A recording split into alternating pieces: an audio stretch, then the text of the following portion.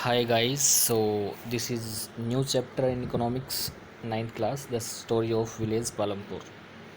So let's start the chapter. देखो इस story का जो पर्पज है वो क्या है कि आपको इस चीज़ से अवगत कराना कि जो कंसेप्ट है प्रोडक्शन का वो क्या होता है। तो ये आपको एक हाइपोथेटिकल विलेज है पालमपुर, मतलब ये एग्जिस्ट नहीं करता। बाकी पालमपुर विलेज हिमाचल प्रदेश में है, बाकी ये हाइपोथेटिकल विलेज लिया है और इसके थ्रू आप ये समझोगे कि प्रोडक्शन होता क्या है, राइट। तो पालमपुर एक ऐसा गांव है जहाँ पे फार्मिंग मेन एक्टिविटी है, वहाँ के लोग फार्मिंग करते हैं और बहुत ही सारी एक्टिविटी है और भी, जैसे मैन्युफैक्चरिंग, डेयरिंग, ट्रांसपोर्ट। ये काफ़ी ज़्यादा लिमिटेड स्केल पे होती है, मतलब वहाँ पे फार्मिंग ज़्यादा होती है।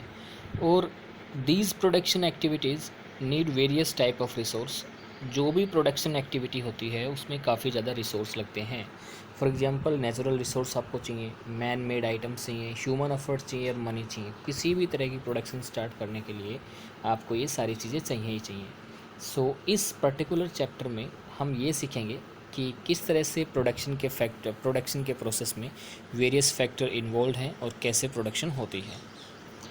सो पालमपुर एक गांव है जो बहुत ही ज़्यादा वेल कनेक्टेड है टाउन और विलेजेस से। और रायगंज एक दूसरा गांव है जो 3 किलोमीटर दूर है पालमपुर से, और वहाँ के वेदर हैं वो काफ़ी ज़्यादा अच्छे हैं, मतलब वेदर जो रोड हैं वो ऑल वेदर रोड हैं, बारिश में ऐसे टूटते नहीं हैं। जो कि एक स्मॉल टाउन है वहाँ पे शाहपुर, और हर तरह की ट्रांसपोर्ट वहाँ पे विजिबल है, जैसे बुलक कार्ट हो गया, तांगा हो गया, बोगी होगी, और कोई भी जैसे जगरी वगरी ले जाना हो, तो कुछ भी गुड़ वगैरह ले जाना हो तो दूसरी तरह की ट्रांसपोर्ट भी अवेलेबल है, मोटरसाइकिल है, जीप है, ट्रैक्टर, ट्रैक्स। सो इस पर्टिकुलर गांव में 450 फैमिली हैं, जिसमें वो अलग अलग कास्ट से बिलोंग करती हैं। 80% अपर कास्ट है, लगभग मेजोरिटी ऑफ विलेज की 80% है। एंड कुछ उनके घर है वो काफ़ी बड़े हैं, ब्रिक से बने हैं और सीमेंट से प्लास्टर्ड है। और दूसरी तरफ जो एससी यानी दलित है वो 1/3 पॉपुलेशन है, वो गांव के किसी एक कोने में रहती है। उनके घर काफ़ी छोटे हैं और वो मड और स्ट्रॉ से बने हैं। और most of the houses have electric connection, बहुत सारे हाउस को इलेक्ट्रिक कनेक्शन है। इलेक्ट्रिसिटी जो आती है उससे वो ट्यूबवेल्स वगैरह चलाते हैं। और पालमपुर में 2 प्राइमरी स्कूल हैं, 1 हाई स्कूल है। और एक प्राइमरी हेल्थ सेंटर भी है जो गवर्नमेंट रन करती है, और एक प्राइवेट डिस्पेंसरी है जहाँ पे बीमार लोगों को इलाज किया जाता है। तो बेसिकली ये डिस्क्रिप्शन क्या शो करता है कि पालमपुर जो गांव है काफ़ी ज़्यादा वेल डेवलप्ड है, जहाँ पे अच्छे रोड्स हैं, ट्रांसपोर्ट है, इलेक्ट्रिसिटी है, इरिगेशन है, स्कूल्स हैं, हेल्थ केयर सिस्टम है।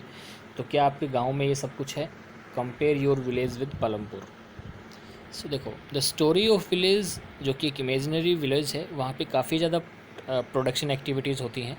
और इंडिया के कॉन्टेक्स्ट में अगर देखें तो फार्मिंग जो सबसे है वो मेन प्रोडक्शन एक्टिविटी है। और दूसरे प्रोडक्शन एक्टिविटी है जो नॉन फार्म एक्टिविटीज़ है, जिसमें मतलब फार्मिंग नहीं होती है, जैसे स्मॉल मैन्युफैक्चरिंग, ट्रांसपोर्ट, शॉपकीपिंग वगैरह। सो इस सारी चीज़ों के बारे में हम सारी चीज़ें डिस्कस करेंगे। So let's move to the next topic, that is organisation of production. तो ऑर्गेनाइजेशन ऑफ प्रोडक्शन में देखो किसी भी प्रोडक्शन का एम क्या होता है, गुड एंड सर्विसेज को प्रोड्यूस करना जो हम चाहते हैं, ये किसी भी प्रोडक्शन का एम होता है। तो इस किसी भी प्रोडक्शन करने के लिए हमें 4 चीज़ों की ज़रूरत पड़ती है। जो सबसे पहली रिक्वायरमेंट है लैंड। अगर आपके पास लैंड ही नहीं है तो आप प्रोडक्शन एक्टिविटी कहाँ करोगे? सपोज़ करो आपको खेती ही करनी है तो लैंड तो चाहिए। आपको कोई मैन्युफैक्चरिंग करनी है, स्कूल बनाना है तो स्कूल लैंड पे ही तो स्कूल बनाओगे, लैंड पे ही तो खेती करोगे। तो जो सबसे पहला जो इम्पोर्टेंट रिसोर्स है लैंड, और दूसरे नेचुरल रिसोर्स जैसे वाटर, फॉरेस्ट एंड मिनरल्स।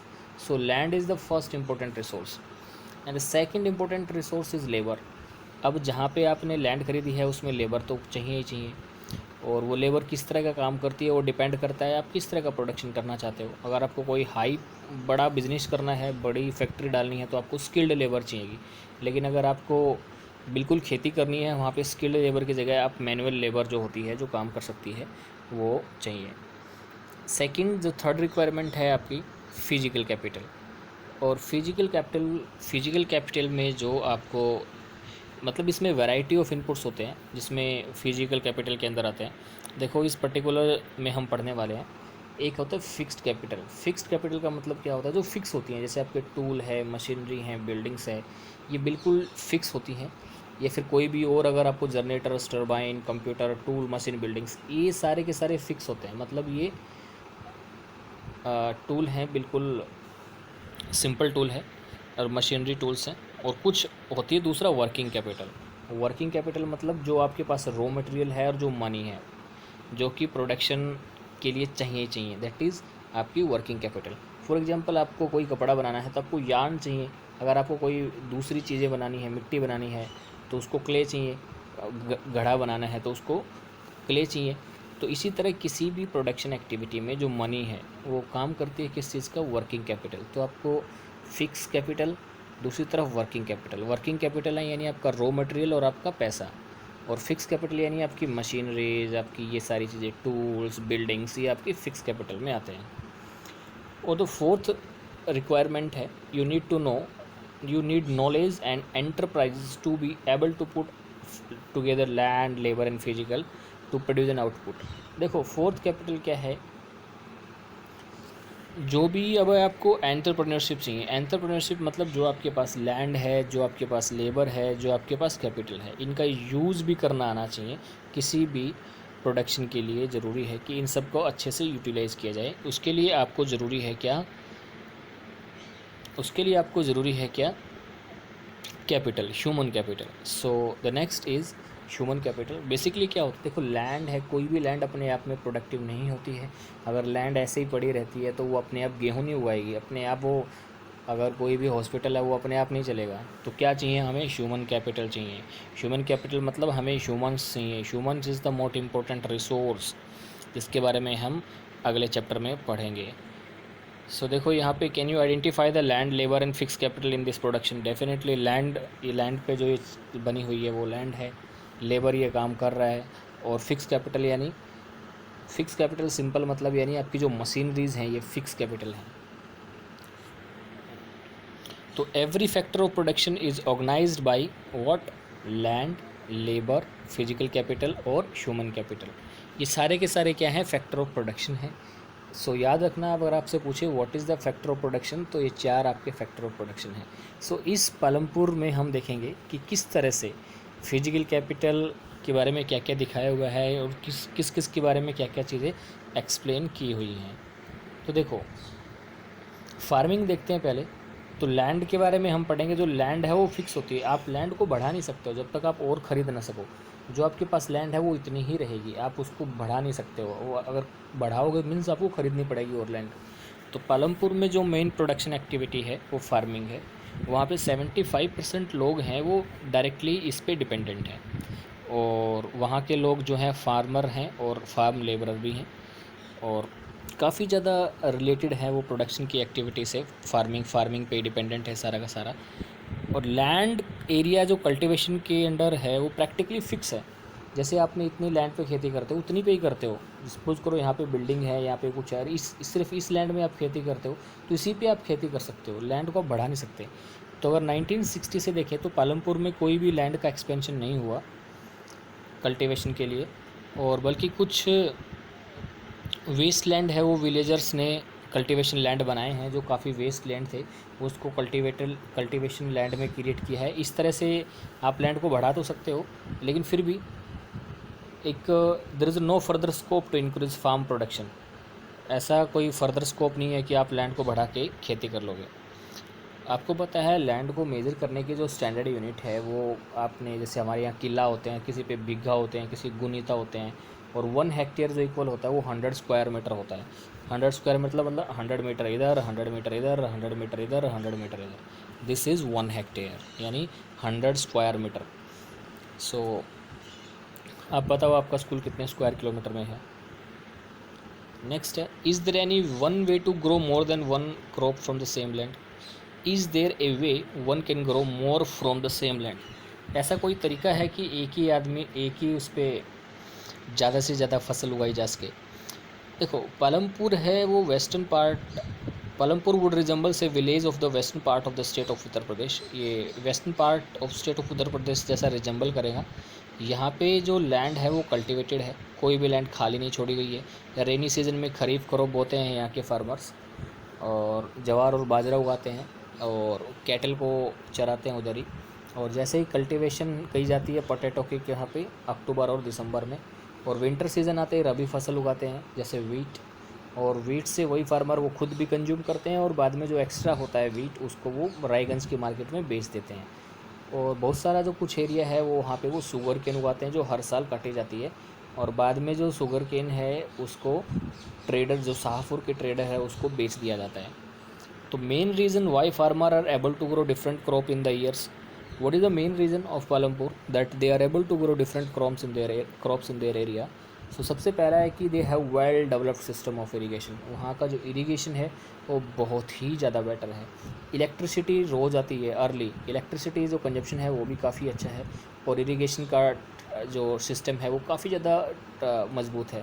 पहले पर्शियन व्हील होते थे, मतलब व्हील ऐसे होते थे, ऐसे उनको घुमाया जाता था और घुमा घुमा के पानी निकाला जाता था। लेकिन अब क्या है, इलेक्ट्रिक रन ट्यूबल्स आ गए हैं जो बिजली से चलते हैं, तो ज़्यादा से ज़्यादा वो अपने उसको सिंचाई कर पाते हैं।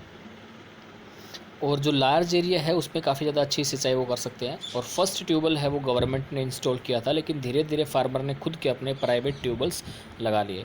एज ए रिज़ल्ट क्या हुआ, 1970 के आसपास जो पूरा गाँव का जो 200 हेक्टेयर की ज़मीन थी वो फुल इरीगेटेड था। Not all village in India have such high level of irrigation. India के हर गांव में इरीगेशन का लेवल उतना ज़्यादा हाई नहीं है। किसी जगह हम रिवर से पानी देते हैं, कोस्टल रीजन में हमारे को रिवर, जहाँ पे रिवर प्लेन्स है और कोस्टल रीजन है वही एरिया में अच्छी खासी पानी आप दे सकते हो। बाकी जैसे राजस्थान का एरिया वो सूखा पड़ा रहता है, उसमें पानी की फैसिलिटी है ही नहीं। डेक्कन प्लेटू है, वहाँ पे लो लेवल ऑफ इरीगेशन है। और कई जगह ऐसी है जहाँ पे इरीगेशन आज भी लेस देन 40% इरीगेटेड एरिया हमारा ऐसा है जहाँ पे नहीं होती है इरिगेशन अच्छे से। और मोर और लेस हमारा जो एग्रीकल्चर है वो किस पे डिपेंडेंट होता है, रेनफॉल पे डिपेंडेंट होता है। तो याद रखना अगला जो क्वेश्चन है कि to grow more than one crop on a piece of land, एक ही लैंड पे एक से ज़्यादा फसल उगाने को क्या बोलते हैं, मल्टीपल क्रॉपिंग। मल्टीपल यानी बहुत सारे, तो यानी एक ही जो लैंड है उस पर दो से ज़्यादा अधिक क्रॉप उगाने को क्या बोलते हैं आप, मल्टीपल क्रॉपिंग। सो यहाँ के फार्मर्स हैं वो जो जनरली काफ़ी ज़्यादा मेन क्रॉप 2 क्रॉप तो उगा रहे हैं, साथ में तीसरी क्रॉप भी उगा रहे हैं फर्स्ट 15 ईयर्स से। सो डिफरेंट क्रॉप यानी बाजरा, वीट, शुगर केन, पोटैटोज आप ये उगा सकते हो। सो देखो, इकोनॉमिक सर्वे के हिसाब से हम देखा जाए तो हमारे देश का जो कल्टिवेटेड एरिया है 1950 में लगभग 120 मिलियन हेक्टेयर था, राइट। और धीरे धीरे ये बढ़ता 140 हो गया लगभग। देखो तो लैंड जनरली देखो मोर और लेस फिक्स ही दिखाई देगी आपको। 1970 से 140 थी और 2011 में भी 140 थी, मतलब लैंड मोर और लेस फिक्स ही है। So is it important to increase the area under irrigation, क्या ये ज़रूरी है कि एरिया अंडर इरीगेशन हमें बढ़ाना है? डेफिनेटली ज़रूरी है, क्योंकि बिना इरीगेशन के आप लोग काम नहीं कर सकते, आपकी फसल अच्छी नहीं हो सकती। तो आपने पालमपुर विलेज में पढ़ा है कि किस तरह से वो एरिया बहुत ही ज़्यादा वेल इरीगेटेड है और वहाँ पे काफ़ी ज़्यादा खेती बहुत आसानी से आप कर सकते हो। So can you tell me the other methods by another, जैसे मल्टीपल क्रॉपिंग के अलावा कुछ ऐसे भी चीज़ें हैं जहाँ पे आप फार्मिंग को इंक्रीज़ कर सकते हो, आपकी एग्रीकल्चर प्रोडक्शन को इंक्रीज़ कर सकते हो? Yes, there are another method as well, that is modern farming methods. Modern farming methods है जहाँ पे आप अप्लाई करके आप इनको ईज़िली कर सकते हो। हायर ईल्ड आपको मिल सकती है। ईल्ड यानी पैदावार, यानी ईल्ड का मतलब क्या होता है, ईल्ड का मतलब होता है कि एक पर्टिकुलर क्रॉप, कोई पीस ऑफ लैंड पे आपको कितनी पैदावार हो रही है एक पर्टिकुलर साल में, दैट इज़ ईल्ड यानी आपकी पैदावार। तो आप पैदावार बढ़ा सकते हो। अगर 1960 तक देखा जाए तो जो हमारे सीड थे वो बहुत ज़्यादा ट्रेडिशनल थे, उनकी जो कैपेसिटी थी पैदावार की बहुत ज़्यादा कम थी। जो ट्रेडिशनल सीड थे क्योंकि उसमें कम पानी चाहिए होता था, फार्मर जनरली काऊ डंग यूज़ करते थे या फिर अदर नेचुरल फर्टिलाइज़र यूज़ करते थे जो कि रेडली अवेलेबल हो जाते थे, उनको कहीं से ख़रीदना नहीं पड़ता था। लेकिन 1960s में क्या ग्रीन रिवॉल्यूशन आई, बहुत ही इंपॉर्टेंट कॉन्सेप्ट है ग्रीन रिवॉल्यूशन। इस ग्रीन रिवॉल्यूशन से क्या हुआ, इसमें जो फार्मर्स थे उन्होंने वीट और राइस के जो हाई यील्डिंग वैरायटी सीड है यानी HYV सीड्स, ये सीड का इस्तेमाल करना स्टार्ट किया। और अभी क्या है, जो HYV सीड हैं इनको क्या ज़्यादा पानी लगता है और बहुत ही ज़्यादा फर्टिलाइज़र लगता है, तो केमिकल फर्टिलाइज़र और पानी बहुत ज़्यादा चाहिए होता है। एक ही लैंड पे बहुत ज़्यादा पैदावार करने के लिए आपको सीड की क्वालिटी आपने चेंज कर दी, और इसके अलावा आपने काफ़ी सारी चीज़ें चेंज की, यानी वाई सीड आपने लगाया, आपके पास अभी पहले आप हल जोतते थे, अभी आपको फार्म मशीनरीज आ गई, यानी ट्रैक्टर वगैरह आ गए डीजल से चलने वाले, कैनाल ओपन हुई, पंप सेट आ गए, इलेक्ट्रिसिटी अच्छी हो गई, डैम बनने स्टार्ट हो गए, पेस्टिसाइड आ गए, अच्छे फर्टिलाइज़र आ गए। सो इनका इस्तेमाल करके आपने क्या किया, आपने अपने जो लैंड थी उसकी जो प्रोडक्शन थी वो बहुत ही ज़्यादा बढ़ा ली, राइट। तो यहाँ पे भरना है आपने, ये टेबल पूरी करनी है कि कौन से सीज़न में क्या क्या होता है। जैसे सपोज करो राबी क्रॉप है, कब बोई जाती है, किस मंथ में काटी जाती है, और इरिगेशन के सोर्स क्या क्या हैं।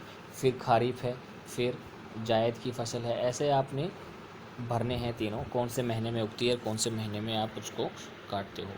तो पेस्टिसाइड्स वगैरह ये काफ़ी डालने के बाद, इरिगेशन फैसिलिटीज़ अच्छी होने के बाद काफ़ी ज़्यादा चीज़ें हैं वो अच्छी हो गई और एग्रीकल्चर प्रोडक्टिविटी बहुत ही ज़्यादा बढ़ गई। तो जो उत्तर प्रदेश के फार्मर हैं, मेनली जो ग्रीन रेवोल्यूशन का जो फ़ायदा हुआ वो पंजाब, हरियाणा और वेस्टर्न यूपी इन्हीं को हुआ, क्योंकि इनके पास ही काफ़ी ज़्यादा अच्छी टेक्निक्स थी सारी की सारी। HYV seed, chemical fertiliser, pesticides, ये सारी की सारी जो पहले तो मशीनरी, जो पहले हल थे वो ट्रैक्टर से रिप्लेस हो गए, थ्रेशर आ गए, विनोविंग आ गए। इन्होंने हार्वेस्टिंग के कंसेप्ट को काफ़ी ज़्यादा और फास्ट कर दिया। तो पालमपुर की जो वीट ग्रोइंग कैपेसिटी थी वो काफ़ी ज़्यादा बढ़ गई। देखा जाए तो जो ट्रेडिशनल वीट से जो उनकी करती वो 1300 किलो पर हेक्टेयर होती थी, लेकिन अब देखा जाए HYV सीड से कितनी होगी, 3200 केजी पर हेक्टेयर। समझ रहे हो कितना जंप हुआ है। मतलब आप एक सिंगल पीस पे लैंड की प्रोडक्टिविटी को इंक्रीज़ कर सकते हो by using modern inputs. Okay, right. So ये देखना, एक क्वेश्चन करके देखना कि what the green revolution was successful, और कहाँ पे सक्सेसफुल था, कहाँ पे नहीं सक्सेसफुल था, ये देखेंगे हम बाद में। Okay, so now let's read. So will the land sustain. So देखो, लैंड एक नेचुरल रिसोर्स है and it is necessary to be very careful in its use. Scientific reports ये इंडिकेट करती हैं कि नेचुरल रिसोर्स का जो भी हमारे पास जो मॉडर्न इनपुट्स थे उनका यूज़ करने से लैंड की प्रोडक्टिविटी तो बढ़ी है, लेकिन लैंड ख़राब भी बहुत हुई है।